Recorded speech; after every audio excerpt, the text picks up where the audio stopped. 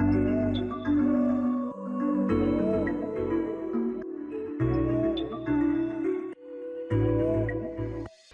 friends, in this video I will be talking about width property in CSS. Now you might say, what is so hard to understand in this property? It is such a simple property. You set the width for the element in CSS and then browser will just render the element for that particular width.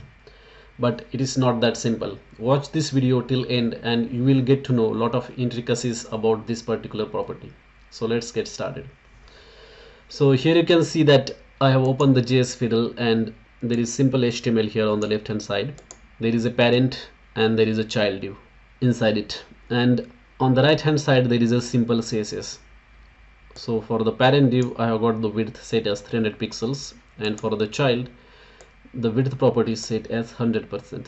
Now you might have figured out that width for the child is also gonna be 300 pixels, and you are right. So let me just demonstrate that first and then I will show you more details on these properties. So I'm just gonna inspect this parent div, and you will notice that as I highlight this element in the elements panel, it is showing that the width of this particular element is 300 pixels, which is expected.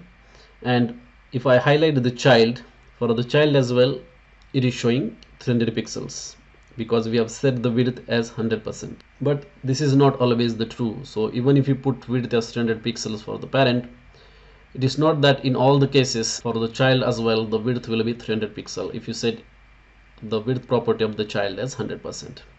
So let me explain this further. So what I'm gonna do is I'm gonna add the border for this element. So I have added the border for this parent div. Now let us see how the browser looks at this element. So if I highlight this parent element, you can see now the width has changed.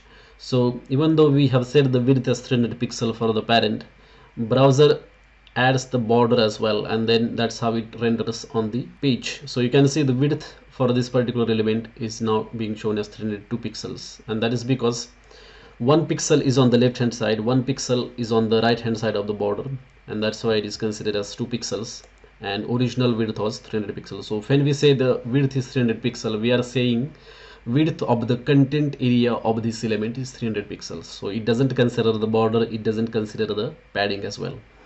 So if you look into the styles panel, you can see the width of the content area is 300 pixel, but you can see the border, it is showing 1 pixel on the left hand side, 1 pixel on the right hand side, and that is why total cumulative width is 302 pixel. That is how it is rendered by the browser.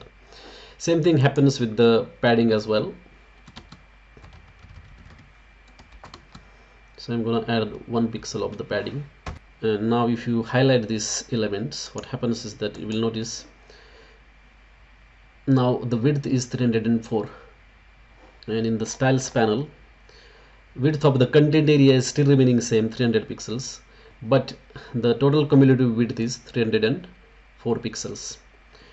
But if you look at the child's width, you can see the child's width is still showing 300 pixels, and that's because when we say 100% here, what happens is that it goes to the parent and checks what is the width of the content area of this parent. The content area is 300 pixel, even though the total width as seen by the browser is 304 pixels, that will not be considered by the child to calculate this particular width, the percentage width. Okay, so it always looks at the content width of the parent, and right now it is 300 pixel. That's why the child's width is also 300 pixels. Now let us make it a little bit more complicated. What I'm gonna do is I'm gonna introduce one more property, and that is called as box sizing. So I highlighted this parent, and you will notice that, so you can notice that now it is showing the width as 300 pixels. Even though there is a border and padding, it is still showing it as 300 pixels, and that is happening because of this property box sizing. We have set the value of box sizing is border box, and you will notice that the content width in this case has been reduced. That is what this box sizing border box value is gonna do to the element. So what happens is that it takes the width value, so in this case it is 300 pixel, and then it deducts the border and the padding from that. So in this case it is gonna deduct 4 pixels, 2 pixels for the border, 2 pixels for the padding, from this 300 pixels, and that is why it is showing 296 pixels. And if you look at the child div, you will notice that child div now it is showing as 296 pixels instead of 300 pixels. And that is happening because that is what the percentage value is gonna do. What it is gonna do, it is gonna look at the parent and then see the content width of the parent. So content width of the parent is 296 pixels, and that is what will be applied to the child element as well. I hope this video was informative for you. If it was, then don't forget to subscribe to my channel. Thanks for watching.